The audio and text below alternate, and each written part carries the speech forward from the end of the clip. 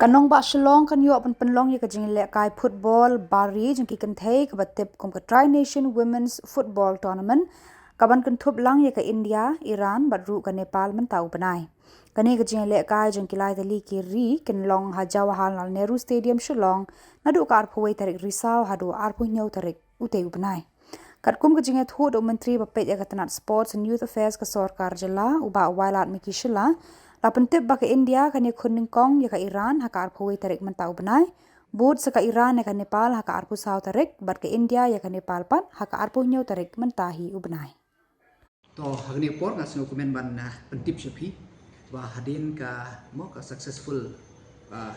ka jing host jongi ya ka 134th edition jong ka Durand Cup nang ta ka AFC qualifier hapedeng ka India bat ka Bangladesh ka international friendly hapedeng ka India bat ka Maldives ka bala dep baroni ka mau menta sa sisen nila yo biang kalat ban host ya ka Tri Nation tournament jong ki kenthai ki senior ki kenthai hamne hapo ka state ka jong ni hajen stadium te ki ne ki lai country ki long ka India ka Iran bat ka Nepal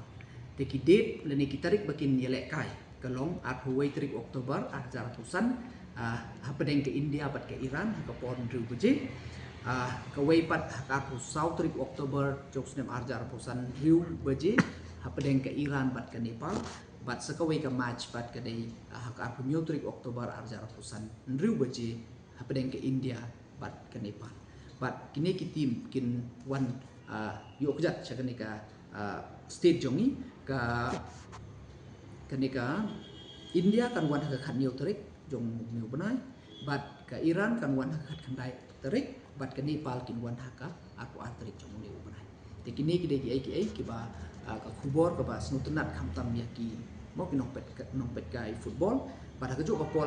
por nga apil ya ki pajba jong ka nong jong ka state ban sngo bahapan yemi ban ai mensim khamtam ban nang banginang yo sukum kini kilat sakmat ban host ya kini ki